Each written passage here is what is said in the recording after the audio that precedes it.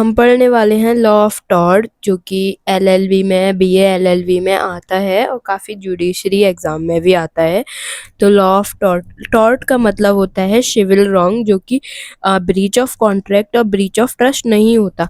Tort मतलब किसी के साथ हमने गलत कर दिया, जो कि ना कि क्रिमिनल रॉन्ग है, ना ही किसी का ब्रीच ऑफ ट्रस्ट है और ना ही ब्रीच ऑफ कॉन्ट्रैक्ट है। जैसे कि मैं अगर कहीं अपनी बाइक लेकर जा रही हूँ और बिना गलती से मेरी बाइक का शीशा टूट के किसी पे पड़ जाता है, तो वो टॉर्ट मैंने उसके साथ टॉर्ट कमिट कर दिया। ये मेरी कोई इंटेंशन नहीं थी, तो ये उसमें जाएगा नहीं क्रिमिनल वाले में, तो इसलिए। और हम आगे देखते हैं, पढ़ते हैं एलिमेंट ऑफ टॉर्ट। तो टॉर्ट होने के लिए क्या क्या, एक सिविल रॉन्ग, सिविल रॉन्ग होना चाहिए, तो मैं किसी के मतलब किसी के साथ गलत होना चाहिए, उसे टॉर्ट बोलते हैं। नो, और जो कि ब्रीच ऑफ ट्रस्ट और ब्रीच ऑफ कॉन्ट्रैक्ट ना हो, इन दोनों को छोड़कर, और ना ही वो सिविल रॉन्ग भी हो, क्योंकि सिविल रॉन्ग फिर अलग चला जाएगा।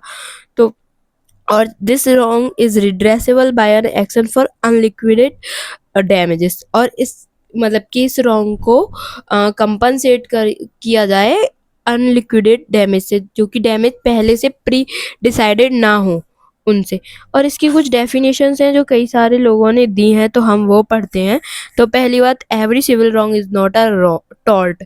कोई भी सिविल रॉन्ग होता है तो वो टॉर्ट नहीं होता। जैसे कि सिविल रॉन्ग में ब्रीच ऑफ ट्रस्ट और ब्रीच ऑफ कॉन्ट्रैक्ट भी आता है, तो वो दोनों टॉर्ट नहीं माने जाते हैं, इसलिए हर सिविल रॉन्ग टॉर्ट नहीं होता।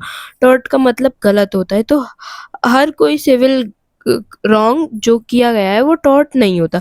सेलमैन ने बोला था कि सिविल रॉन्ग प्लस अनलिक्विडेड रॉन्ग, कि किसी के सिविल रॉन्ग जो कि गलत किया गया हो और उसकी डैमेजेस पहले से फिक्स ना हो। कोई भी गलत कार्य किसी के साथ किया है और उसके जो रॉन्ग है वो फिक्स नहीं है, कि मतलब उसके कितना कंपनसेट करना है, क्या करना है। विनफील्ड ने बोला कि तुम्हारी कोई ड्यूटी थी जो तुम्हें करनी थी, जो तुम्हें परफॉर्म करनी थी, और वो तुमने नहीं किया, और उसके बदले में तुमको अनलिक्विडेड डैमेजेस देने पड़ रहे हैं। अनलिक्विडेड रॉन्ग है ये, तुम्हें पता नहीं है कि कितना गलत किया है तुमने उसके साथ, और तुम्हें उसके बदले तुम्हें उसको कंपनसेट करना पड़ रहा है। इधर ही फ्रेजर ने बोला था कि इन्फ्रिजमेंट ऑफ रियम, कि रियम मतलब होता है right against the whole world, कि तुमने किसी का राइट, लीगल राइट इन्फ्रिंज कर दिया, हार्म किया है उसको, लीगल वो इन्फ्रिंजमेंट किया है, जो जिस उसका राइट था, जिस चीज के लिए पूरे वर्ल्ड के अगेंस्ट तुमने उसका वो राइट छीन लिया या उस राइट को हार्म किया है। और लिमिटेशन एक्ट में सिर्फ इसको सिविल रॉन्ग करके डिफाइन किया गया है। तो हम आगे बढ़ते हैं, आगे देखते हैं। अच्छा, दो टाइप के डैमेजेस होते हैं, डैमेजेस लीगल लॉस और वायलेशन ऑफ लीगल राइट। किसी का राइट इन्फ्रिंजमेंट कर दिया, किसी का लीगल लॉस कर दिया, क्योंकि उसको डैमेज हुआ है या नहीं, लेकिन लीगली डैमेज हुआ है, उसको लॉस हुआ है, उसके लीगल राइट हार्म हुए हैं। इधर ही आता है डैमेजेस, मतलब कि मॉनेटरी टर्म, जैसे कि मॉनेटरी, पेक्यूनरी कंपनसेशन और compensation in term of money. किसी को मतलब जब हम लॉ टॉर्ट कमिट करते हैं तो मोस्टली इसको मनी से ही कंपनसेट किया जाता है। तो फर्दर द डैमेज में बी लिक्विडेट एंड अनलिक्विडेट। तो तुमने किसी को डैमेज किया है, जिसको डैमेज पहुंचाए हैं, तो या तो ये लिक्विडेटेड हो सकते हैं या अनलिक्विडेटेड हो सकते हैं। या तो ये मतलब कि कंपनसेशन या तो पहले से ही डिसाइड हो सकता है, या फिर डिसाइड नहीं है, इंजरी हो जाती है उसके बाद। और मोस्टली टॉर्ट में अनलिक्विडेड डैमेज होते हैं, तो मैं नहीं पता है कि कितनी उसको हार्म हुआ है, कितना तुम्हें उसको कंपनसेट करना है, ये सब नहीं पता है। काइंड ऑफ लाइबिलिटी, लाइबिलिटी के हम काइंड पढ़ेंगे। तो लाइबिलिटी अगेंस्ट सिविल रॉन्ग, तुमने किसी के साथ गलत कर दिया या किसी ने तुम्हारे साथ गलत कर दिया, तुम जा रहे हो, किसी ने, बच्चे बॉल खेल रहे हैं और वो बॉल तुम्हारे मुंह पर आके लगती है, तो रॉन्ग तो किया है, तुम्हारे अगेंस्ट टॉर्ट कमिट किया है उसने। और जो टॉर्ट कमिट करता है उसको टॉर्ट फीजर बोलते हैं। तो ये strict liability against civil wrong हो गए। स्ट्रिक्ट लाइबिलिटी और एब्सोल्यूट लाइबिलिटी, ये काइंड्स ऑफ लाइबिलिटी हम आगे जाके डिस्कस करेंगे। जहाँ पे स्ट्रिक्ट लाइबिलिटी में होता है, स्ट्रिक्ट लाइबिलिटी में कुछ एक्सेप्शन दिए और एब्सोल्यूट लाइबिलिटी में कोई एक्सेप्शन नहीं है, जहाँ पे तुम हमेशा लायबल रहोगे ही रहोगे। जैसे कि कोई फैक्ट्री है, उसमें हार्मफुल केमिकल बन रहे हैं, तो अगर कोई भी केमिकल फैक्ट्री से बाहर जाता है तो फैक्ट्री का ओनर लायबल रहेगा, चाहे उसने कितने भी प्रिकॉशन किए हों कि बाहर ना जाए, ये ना हो, वो ना हो, लेकिन वो फिर भी लायबल रहेगा। स्ट्रिक्ट लायबिलिटी होती है जहाँ पे तुम थोड़ा बच सकते हो, एक्सेप्शंस हैं कि जहाँ तुम अपने आप को डिफेंड कर सकते हो कि नहीं, ये हम आगे जाके डिस्कस करेंगे। वाइकरियस लायबिलिटी और वाइकरियस लायबिलिटी ऑफ स्टेट। वाइकरियस लायबिलिटी ये होती है कि करे कोई और भरे कोई और। वाइकरियस लायबिलिटी इसमें थोड़ा रिलेशन होना चाहिए एजेंट प्रिंसिपल का, मास्टर सर्वेंट का, और भी हम आगे जाके डिस्कस करेंगे। अच्छा, wrongful act be legally wrong as regard the party complaining। wrongful act जो कि wrongful act होना चाहिए एज अ लीगली, कानून की नजरों में। Legal damage, damage in the I of law. Legal damage जो कि कानून रिकॉग्नाइज करता हो कि हाँ ये डैमेज है, इससे उसको इंजरी हुई है। डैमनम सैन इंजूरिया और इंजूरिया सिने डैमनम। डैमनम सिने इंजूरिया होता है डैमेज विदाउट इंजरी, कि उसको डैमेज तो हुआ है लेकिन इंजरी नहीं हुई है। इसमें एक केस है ग्लोकस्टर ग्रामर स्कूल करके, कि उसने एक टीचर था एक कॉलेज स्कूल में, उसने उसकी प्रिंसिपल से लड़ाई हो जाती है तो फिर वो सामने ही अपनी इंस्टीट्यूट खोल लेता है। तो वहाँ पे उसका कॉलेज का प्रिंसिपल को ये केस कर देता है कि इससे मुझे लॉस हो रहा है मेरे रेवेन्यू को, क्योंकि सारे बच्चे उसकी तरफ चले गए थे। वो टीचर अच्छा पढ़ाता था, उसने दूसरा और लो कॉस्ट पे खोल लिया था, तो उसको डैमेज तो हुआ था लेकिन कोई इंजरी नहीं हुई थी। और इधर इंजूरिया सिने डैमनम का है, एसबे वर्सेस वाइट का है। एसबे एक कॉबलर था जो कि यूके में, वो वोट देने जाता है और वाइट वहाँ पे पोलिंग ऑफिसर था। एसबी को वो वोट नहीं देने देता कि आइडेंटिटी दिखाओ, ये दिखाओ, वो उसके पास पूरी वैलिड आइडेंटिटी होती है फिर भी वो उसको वोट नहीं देने देता। एसबी केस कर देता है कि मतलब मेरे पास सारा डॉक्यूमेंट थे फिर भी उसने मुझे वोट नहीं देने दिया है। वहाँ तो कोर्ट डिसाइड करती है कि उसको इंजरी हुई है और डैमेज हाँ क्या था, इंजरी हुई है, डैमेज भले ही नहीं हुआ हो लेकिन उसके लीगल राइट्स अफेक्ट हुए हैं। तो उसका वाइट का वो बोलता है एडवोकेट कि तुम किसको वोट देना चाहते थे। जिस उसने बताया मैं इस पार्टी को वोट देना चाहती, तो वो पार्टी तो जीत चुकी है ना, और बहुत वोटों से जीती है, तुम वोट नहीं देते फिर भी फर्क नहीं पड़ता। तब कोर्ट ने डिसाइड किया था कि उसको इंजरी हुई है, चाहे डैमेज हुआ हो चाहे ना हुआ हो। और legal remedy, liability for a tort is legal remedy, कि कोर्ट रिकॉग्नाइज करता है कि तुम्हारे साथ टॉर्ट हुआ है, इसके लिए रेमेडी है, तो जिस टॉर्ट के बदले में तुम्हें रेमेडी मिल जाएगी। अच्छा, liability against civil wrong. A person commits civil wrong to another, liability to compensate. एक व्यक्ति ने किसी के साथ गलत किया है तो उसकी लाइबिलिटी है उसको कंपनसेट करने की। जैसे कि मैंने पहले बताया था कि मेरा शीशा टूट जाता है और बाइक से जा रही हूँ मैं और मेरा शीशा टूट गया, किसी और को लग गया वो छटके, तो मेरी लाइबिलिटी है कि मुझे उसे कंपनसेट करना पड़ेगा। जैसे कि कोई मेरे घर में आता है और पंखा नीचे उसके ऊपर गिर जाता है मेरे घर से, तो ये मेरी लाइबिलिटी है कि मैं उसको कंपनसेट करूं, टॉर्ट कमिट हो गया है। अच्छा, आगे पढ़ते हैं। Which satisfy the condition of liability are remedied by law when someone losses money due to negligence of another, this is known as civil wrong. जहाँ पे कोई भी अपनी मतलब कि कोई भी पैसे वैसे लॉस हो जाते हैं उसके हमारी नेग्लिजेंस की वजह से, टॉर्ट फीजर की नेग्लिजेंस है, तो उसकी लाइबिलिटी है कि वो उसको कंपनसेट करे, जैसे कि यहाँ पे आप पढ़ सकते हो। अच्छा, फिर आगे चलते हैं। रॉन्ग, रॉन्ग का मतलब होता है गलत। Wrong is any act violates legal right. Wrong मतलब कि कोई भी ऐसा एक्ट, कार्य जो किसी के लीगल राइट को अफेक्ट करता हो। रॉन्ग दो तरह के होते हैं, मोरल रॉन्ग और लीगल रॉन्ग। मोरल रॉन्ग हम पहले पढ़ते हैं। तो मोरल रॉन्ग्स के अगेंस्ट हम कोई एक्शन नहीं ले सकते, ये नॉन एक्शनेबल होते हैं। जैसे कि मान लो कोई भी रिचुअल्स है, कोई भी कस्टम है जो कि हम फॉलो नहीं कर रहे हैं, तो ये हम गलत तो कर रहे हैं लेकिन ऐसा नहीं है कि किसी का लीगल राइट अफेक्ट हो रहा हो, कुछ हो रहा हो।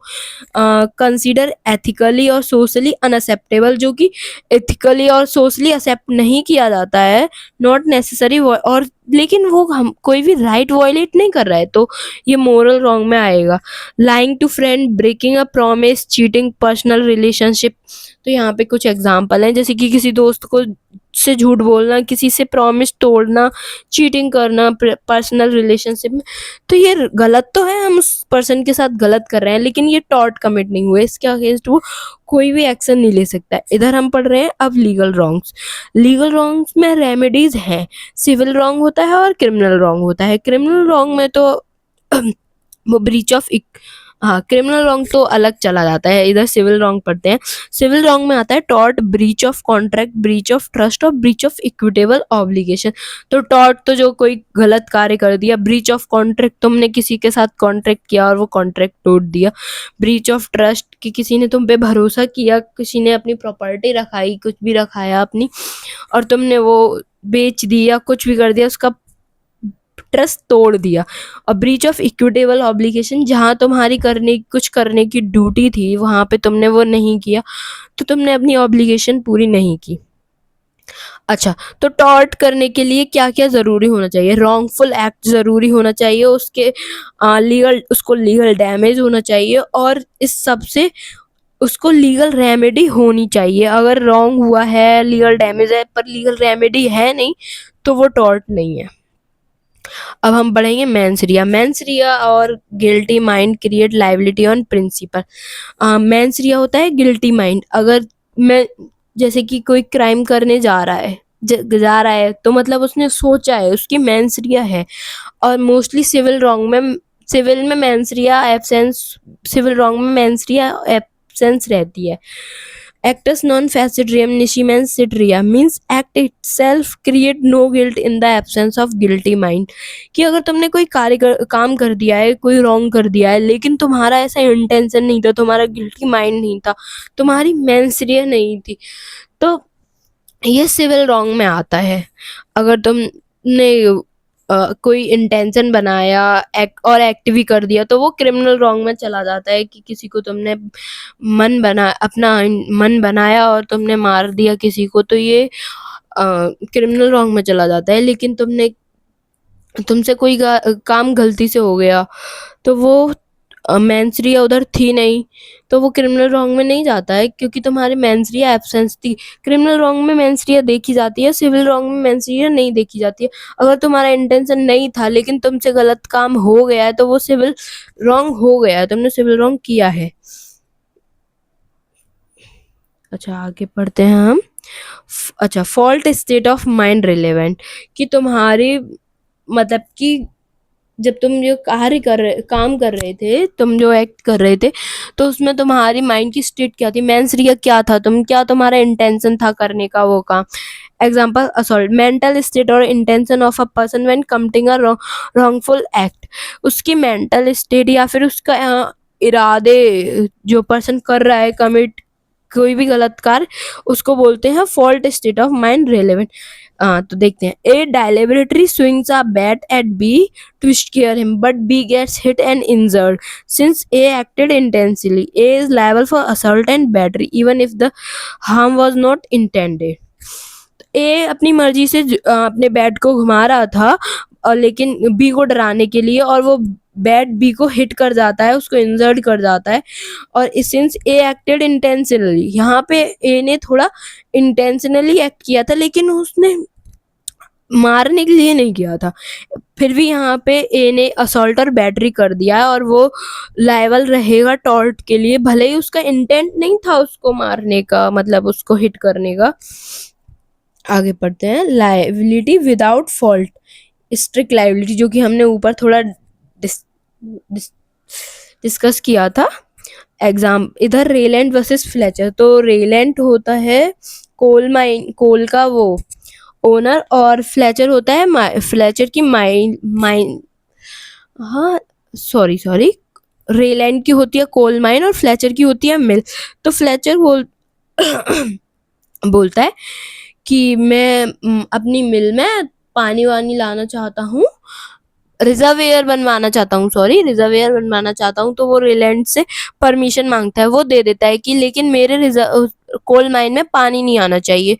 और फ्लेचर ने ऐसा काम किया कि उसकी रेलैंड की कोल माइन में पानी चला जाता है। तो इधर रेलैंड वो करता है, उसको सू करता है कि फ्लेचर ने ऐसा किया है और उसको इससे नुकसान हुआ है और फ्लेचर उसको कंपनसेट करे। लेकिन यहाँ पे फ्लेचर अपने डिफेंड रखता है कि मैंने तो कंसेंट से किया था।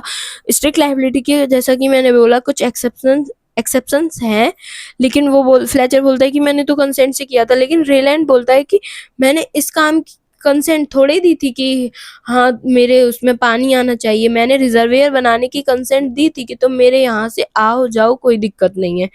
तो हम यहाँ पे इसके पढ़ेंगे liability for inevitable accident happen without any fault or negligence where damage is done by escape of dangerous substance। अब जैसे कि मैंने बताया था कि यहाँ मोस्टली एब्सोल्यूट लायबिलिटी का वो चला जाता है कि किसी भी कंपनी में से कोई भी डेंजर सब्सटेंस निकल के बाहर चला गया तो वो लायबल रहेगा उस फैक्ट्री या कंपनी का ओनर।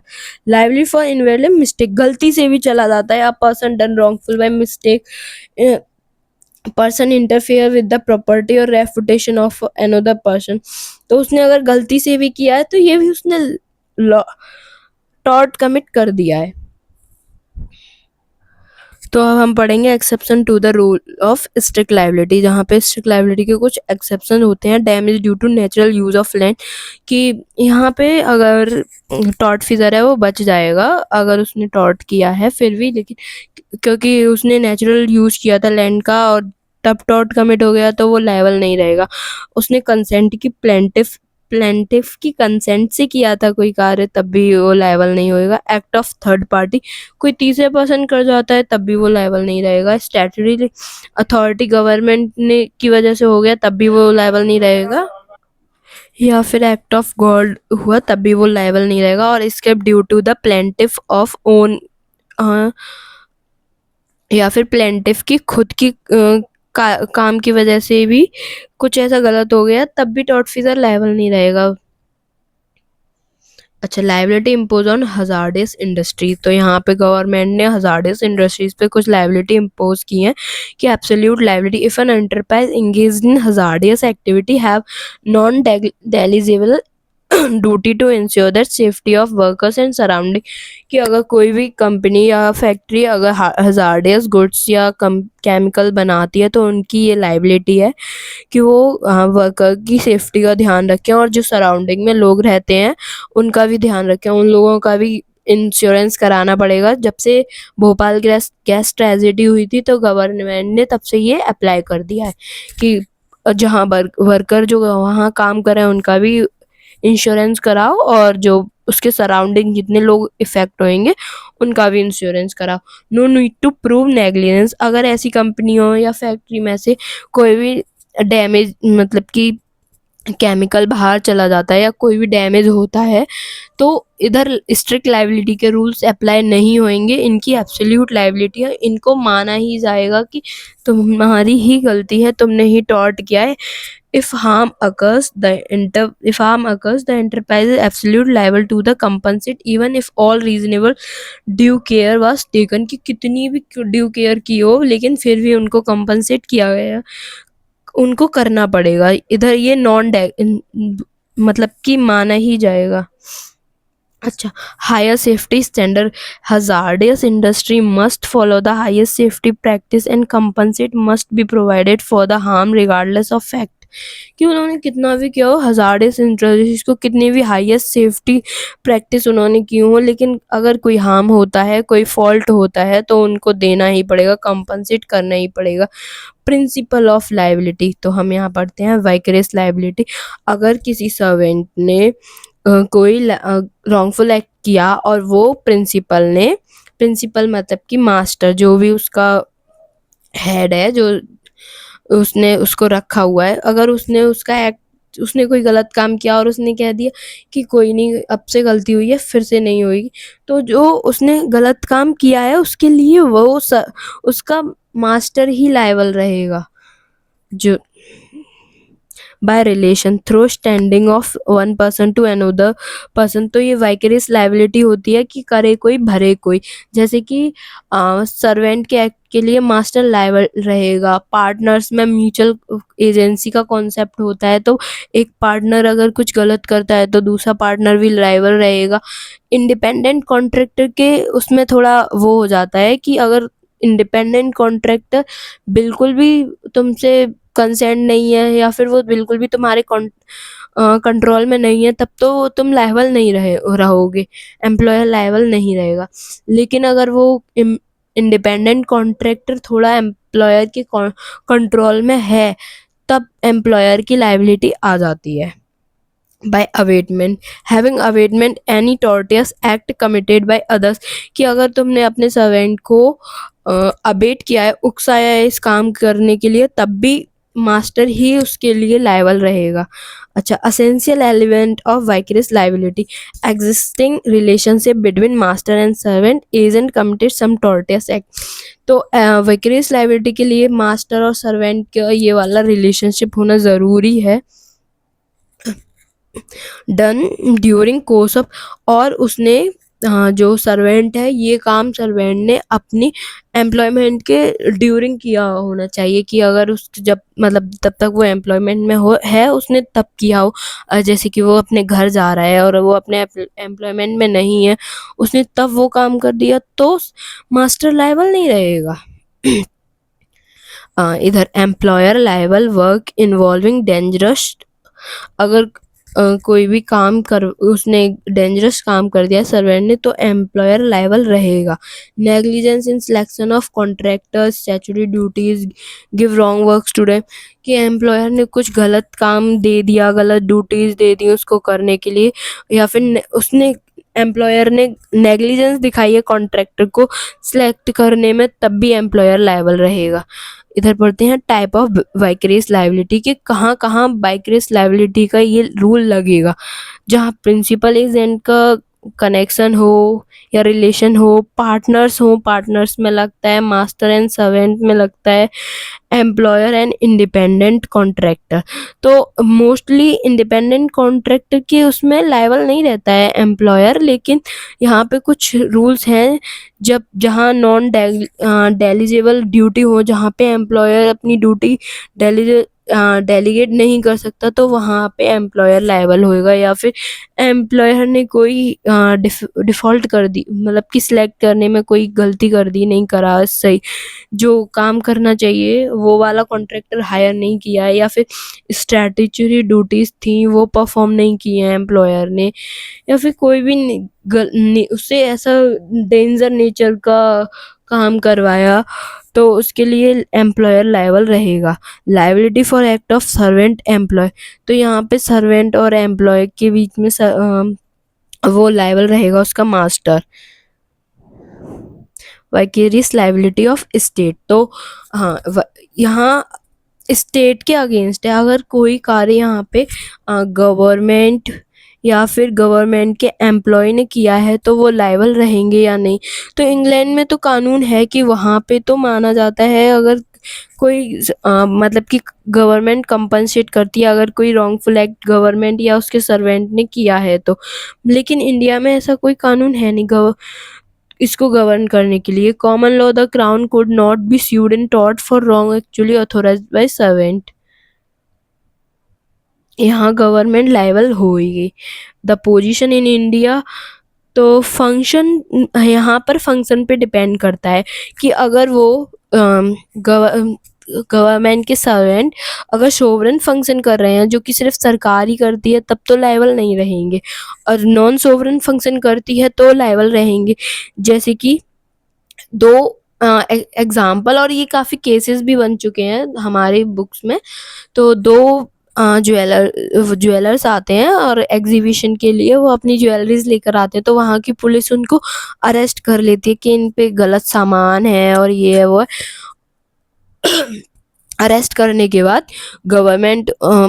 पुलिस अरेस्ट कर लेती है, अर्न करने के बाद उनको सुबह पता चलता है कि हाँ, ये मतलब कि इनके पास कोई स्मगल वाली चीज़ नहीं है और इनको जाने दो, तो उनको चांदी का सामान लौटा दिया जाता है और उनका सोने का सामान रख लिया जाता है। और जिस इंस्पेक्टर ने उनको अरेस्ट किया था वो उसके सामान को, गोल्ड वाले सामान को लेके पाकिस्तान फरार हो जाते हैं। तो फिर यहाँ से उन्होंने गवर्नमेंट पे स्यू किया, तो गवर्नमेंट ने बोला कि वो नॉन फंक से सोवर फंक मतलब कि यहाँ पे गवर्नमेंट को वैसे तो लायबल होना चाहिए था, पर गवर्नमेंट यहाँ पे बोल दिया कि नहीं, इसमें गवर्नमेंट लायबल नहीं होएगी। ये उन्होंने अपनी खुद से ड्यूटी से किया है, लेकिन ये गलत है। यहाँ पे गवर्नमेंट को लायबल होना था। अब एक केस है जहाँ नॉन सोवरेन का, जैसे कि एक सरकारी मतलब सरकारी गाड़ी, जैसे कि डीएम वगैरह की गाड़ी से एक आदमी कुचल जाता है और उसकी ऑन द स्पॉट डेथ हो जाती है, तो वहाँ पे बोलते हैं कि गवर्नमेंट सोवन फंक्शन कर रही थी। तो यहाँ पे कोर्ट ने वो दी अपनी कि ये कोई सोवरेन फंक्शन नहीं था, गाड़ी से वो कुचल गया। जैसे कि और लायबल रहते हैं और लोग, यहाँ पे गवर्नमेंट भी लायबल रहेगी, तो उसने उस इंसान की फैमिली को कंपनसेट किया जो डीएम था। टॉर्ट और wrong to personal safety and freedom, तो यहाँ पे हम टाइप ऑफ टॉर्ट बोल सकते हैं, ये पढ़ेंगे। तो सबसे पहले हम पढ़ते हैं फॉल्स इम्प्रिजमेंट। तो फॉल्स इम्प्रिजमेंट का मतलब होता है किसी को भी बिना बात के, बिना कोई शक के वैसे ही बंद कर लेना, उसकी फ्रीडम को रिटेन कर लेना, रिस्ट्रिक्ट करना, उसको कहीं जाने ना देना, चाहे ये कितने भी देर का हो, 2 मिनट, 5 मिनट, 10 मिनट। तो किसी की भी फ्रीडम को रिटेन कर लेना, किसी को मूवमेंट नहीं करने देना, ये false imprisonment. When someone unlawfully, कि तुम्हारे पास कोई लीगल कारण नहीं है उसको करने का, अनलॉफुली तुमने कन्फाइन कर लिया और रिस्ट्रेन कर लिया अनदर, किसी दूसरे पर्सन की फ्रीडम को विदाउट जुरिडिक्शन, तुम्हारा वहाँ पे कोई भी अधिकार नहीं है, फिर भी कर लिया। It involve a complete deprivation of liberty, तुमने उसकी स्वतंत्रता को डिप्राइव कर दिया है, छीन लिया है, whether through physical boundaries or action that prevent escape like threat और इंटीमेशन, कि डरा के, धमका के या फिर छुपा कर उसको बाहर ना जाने देना, कुछ भी ना करने देना। अब यहाँ पे पढ़ेंगे हम बैटरी। तो फर्स्ट असॉल्ट से स्टार्ट करते हैं। Assault act create an apprehension in mind of the plaintiff that he is going to commit battery against him. Assault committed, assault का मतलब होता है कि किसी के दिमाग में ऐसा भय बनाना कि हम उसको मारने वाले हैं, बैटरी कमिट करने वाले हैं, इसको बोलते हैं असॉल्ट। जैसे कि हम किसी को डराते हैं, धमकाते हैं, हम मोस्टली बच्चों में ऐसे थप्पड़ दिखाकर छोड़ देते हैं, तो ये असॉल्ट होता है। उसके डिफेंडेंट के माइंड में ऐसा एप्रीहेंस क्रिएट करना कि हम उसको बैटरी कमिट करने वाले, हम उसको मारने वाले हैं। अच्छा, बैटरी पढ़ते हैं। Any direct application of force to the person of another without consent is battery without any lawful jurisdiction. तुम्हारा कोई लॉफुल ज्यूरिडिक्शन नहीं है, कोई तुम्हारे पास लीगल कारण नहीं है करने का, कोई लॉफुल कारण नहीं है, लेकिन तुमने उसको मार दिया, कोई एकदम डायरेक्ट फोर्स कर दिया, उसके गाल पे थप्पड़ मार दिया, उसको धक्का मार दिया विदाउट उसकी कंसेंट के, तो हाँ, तुमने बैटरी कमिट कर दिया, इसको बोलते हैं बैटरी। डिफेंस टीचिंग, सॉरी ये क्या पढ़े, a person without not touching a person without not more than reasonable force is not battery. अगर तुम किसी पर्सन को रीजनेबल फोर्स लगा के टच कर रहे हो तो ये बैटरी नहीं है, लेकिन तुमने उसके बिना कंसर्न के और बिना ज्यूरिडिक्शन के तुमने उसको एप्लीकेशन ऑफ फोर्स कर दिया, तो ये आपने बैटरी कमिट कर दिया। Assault involves the threat or attempt to also harm, while battery involves the actual intention physical contact that concise harm without consent. तो असॉल्ट में सिर्फ तुम डराते हो, धमकाते हो, अटेम्प्ट करते हो बैटरी करने का, लेकिन बैटरी में तुम एक्चुअली उसको मारते हो, मतलब अपनी फिजिकल फोर्स लगा देते हो। अब हम बॉडीली हार्म, और तुमने असॉल्ट किया, फिर बैटरी की, और बॉडीली हार्म, तुमने उसको पहले डराया, फिर तुमने उसको थप्पड़ मारा और उस थप्पड़ से उसको लग गई, तो ये बॉडीली हार्म, उस पर्सन को इंजरी हो गई, बॉडीली हार्म हो गया उसका।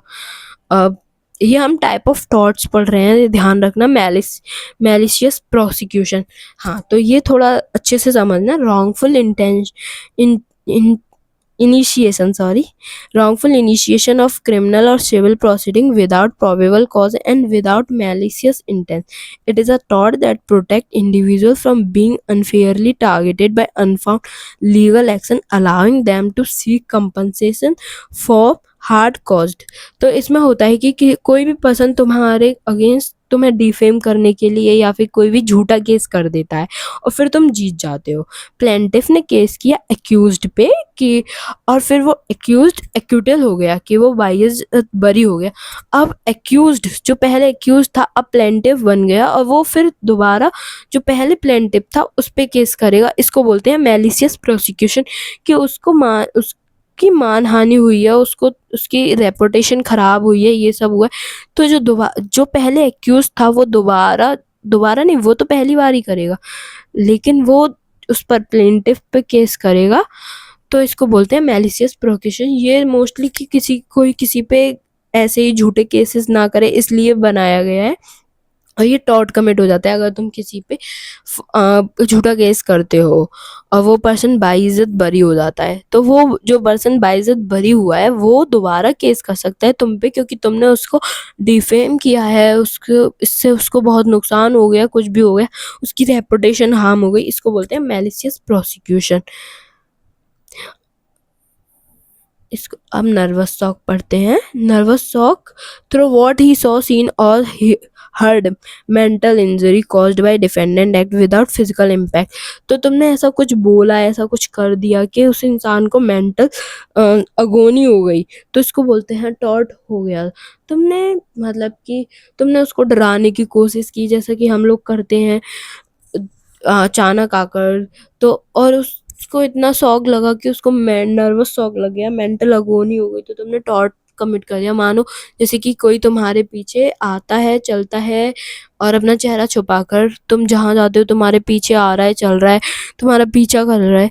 उसने तुमको कुछ नहीं किया है लेकिन तुम्हें डर लगने लग जाता है, तुम्हें मेंटल अगोनी होने लग जाती है, तुम्हें अनसेफ फील होता है, तो इसी को नर्वस शौक बोलते हैं। Defamation, attack on the reputation of a person. तो किसी के बारे में बुरा बोलना, किसी की रेपुटेशन जो बनी हुई है उसको ख़राब करना, इसको डिफेमेशन बोलते हैं। ये दो तरह की होती है, लाइबल और स्लैंडर। लाइबल मतलब रिटन, जैसे तुम कुछ लिख रहे हो, कुछ छाप रहे हो, कुछ भी करके ऐसे पोस्टर्स लगा रहे हो कि ये पर्सन ऐसा है वैसा है, तो ये और डिफेम कर रहे हो। स्लैंडर कि तुम ऐसा कुछ बोल रहे हो, मीडिया में बोल रहे हो, ऐसा कुछ कर रहे हो कि उसकी रेपुटेशन हार्म हो रही है, डिफेम हो रहा है वो, इसको बोलते हैं डिफेमेशन। ये भी टॉर्ट है। अब नेग्लिजेंस पढ़ते हैं। मीन्स इनएडवर्टेंट और केयरलेसनेस। नेग्लिजेंस जहाँ तुम्हारी ड्यूटी थी केयर करने की, टेक रखने की, थोड़ा केयर, वहाँ तुम केयर नहीं करते हो और तुम नेग्लिजेंस दिखाते हो, तो उसको नेग्लिजेंस बोलते हैं। अब हम पढ़ रहे हैं मेन चीज़ रेमेडीज, और ये फाइनल है, यहाँ पे हमारा लॉ ऑफ टॉर्ट कंप्लीट हो जाएगा। तो दो तरह की रेमेडीज होती हैं, जुडिशियल और एक्स्ट्रा जुडिशियल। जुडिशियल जो हमें कोर्ट में जाकर मिलेंगी, और एक्स्ट्रा जुडिशियल कि हम खुद से ही कर सकते हैं खुद। जैसे कि मान लीजिए सेल्फ डिफेंस, कोई तुम पे हमला कर रहा है या फिर कोई तुम्हारे साइड बॉल आ रही है, कुछ आ रहा है, तुमने सेल्फ डिफेंस में अपने हाथ से ऐसे पीछे फेंक दी, तो तुम कर सकते हो। ये एक्स्ट्रा जुडिशियल रेमेडी है। तुम सेल्फ डिफेंस में तो क्राइम को, मतलब मर्डर को भी क्राइम नहीं माना जाता, एक सेल्फ डिफेंस में किया है, सेल्फ डिफेंस में तो कुछ भी कर सकते हो ऐसा। प्रिवेंशन ऑफ ट्रेसपास, अगर कोई पर्सन तुम्हारे घर में आने की कोशिश कर रहा है तो तुम इतनी रीजनेबल फोर्स लगा सकते हो और तुम उस पर्सन को आने से रोक सकते हो। Prevention of trespass. Re entry on land, मानिए कि तुम कहीं बाहर गए हो और तुम्हारे कोई भी घर पे किसी इंसान ने कब्जा कर लिया है वापस से, तो हमारे पास तुम इसके लिए कोर्ट ना जाकर तुम खुद ही इतना फोर्स लगा सकते हो, उसको बोल सकते हो कि अपने घर से हटाने को, कि चले जाओ यहाँ से, ये सब कर लो। तो इसको री एंट्री ऑन लैंड बोलते हैं, कि हाँ हमारे घर से निकलिए और ये हमारा घर है, ये सब। रिकैप्शन ऑफ गुड्स, कि तुमने किसी को गुड्स दिए, अपने सामान दिए, और उस व्यक्ति ने, मतलब उसका कोई लॉफुल राइट नहीं है, लॉफुल राइट खत्म हो गया, या फिर तुमने थोड़े टाइम के लिए दिए, वो वापस नहीं दे रहा है, तो तुम्हारा राइट है उससे अपने गुड्स वापस लेने का। कैसे भी ले सकते हो, चुरा वुरा के तो नहीं, बट हाँ किसी की पुलिस की हेल्प लेके, इसके लिए तुम्हें कोर्ट जाने की ज़रूरत नहीं है। अब हम पढ़ेंगे जुडिशियल डैमेजेस, यानी कि अगर तुमने किसी को नुकसान किया है तो तुम उसको पैसे पे कर दो, कंपनसेट कर दो, या फिर कोर्ट ऑर्डर दे सकता है कि उस काम को दोबारा ना करने की। मानिए एक लेडी किसी अपनी पार्किंग में किसी बच्चे को हिट कर दिया एक लेडी ने, तो और वहाँ की सोसाइटी वालों ने बोला कि अब ये लेडी इस पार्किंग इधर सोसाइटी में कार नहीं चलाएगी। इस पे उन्होंने कोर्ट से जाके इंजंक्शन ऑर्डर ले लिया कि ये अब लेडी अब इधर कार नहीं चला सकती। तो इंजेक्शन भी लगवा सकते हो, स्पेसिफिक रेस्टिट्यूशन। मानिए कि किसी ने तुम्हारा कार तोड़ दी, अब तुम बोल सकते हो कोर्ट जाकर कि जैसे मेरी कार कार थी मुझे ऐसी बनवा कर दो, मतलब कि जैसे मेरी कार सही करवा कर दो मुझे। तो तुम स्पेसिफिक रेस्टिट्यूशन की जो मेरी भरपाई है वो उस भरपाई को करके दो, जो प्रॉपर्टी मेरी खराब की है बेकार की है उसको दोबारा से ऐसे सही करवा कर दो। इसके लिए जा सकते हो कोर्ट में, बोल सकते हो। Thank you. तो यहाँ पे हमारा लॉ ऑफ टॉर्ट ख़त्म होता है। आई होप कि तुमको पसंद आएगा, ये मेरी पहली वीडियो है। Hope you will like it. Thank you. और मेक श्योर कि आप पूरी देखो, और मैं कोशिश करूँगी और अच्छी बनाने की।